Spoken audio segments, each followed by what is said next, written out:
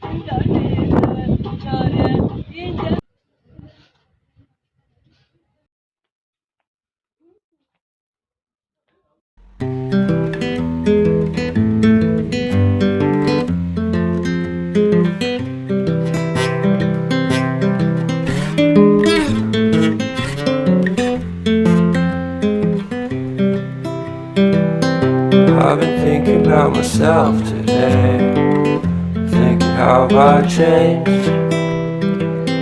how I really don't care if you are here or if you don't stay. Now I'm feeling those winter blues, but I don't wanna cry.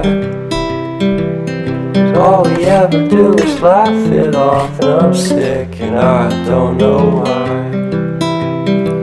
You remember that night we met? I thought you looked so fine. I guess we have to agree to disagree for this one last time. Pretty weird that day when we did not exchange our hellos. I wasn't looking out for you, I'm sorry.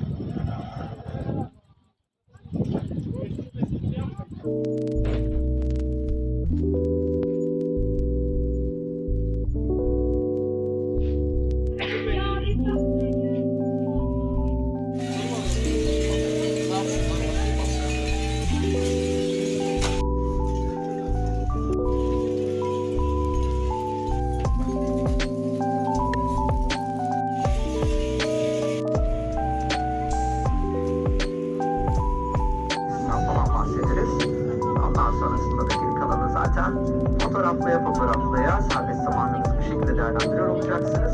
Ödülün tepesine gittikten sonra ise yerli halk tarafından burası karanlık yol olarak da söyleniliyor aynı zamanda. Çünkü yer yer güneş ne kadar tepeden dik vursa da bazı noktalar karanlık. Safranbolu bu bölgede safran bitkisi yetiştirildiği için o yüzden Safranbolu ismini buradan almaktadır. Eylül gibi, Eylül civarı hasat zamanı oluyor burada safran bitkisi. Müzik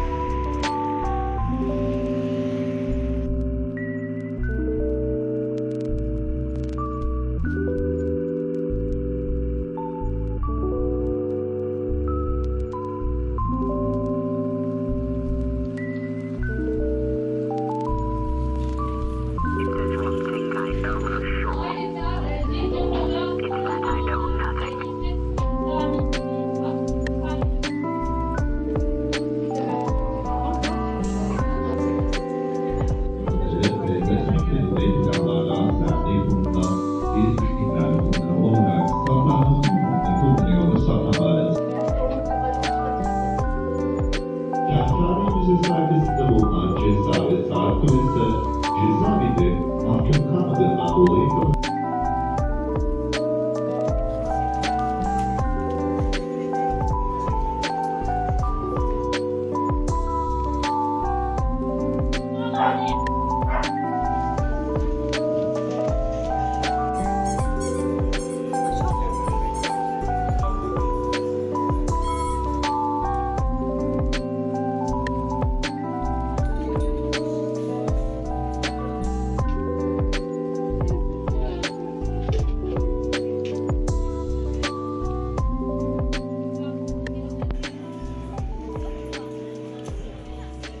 Thank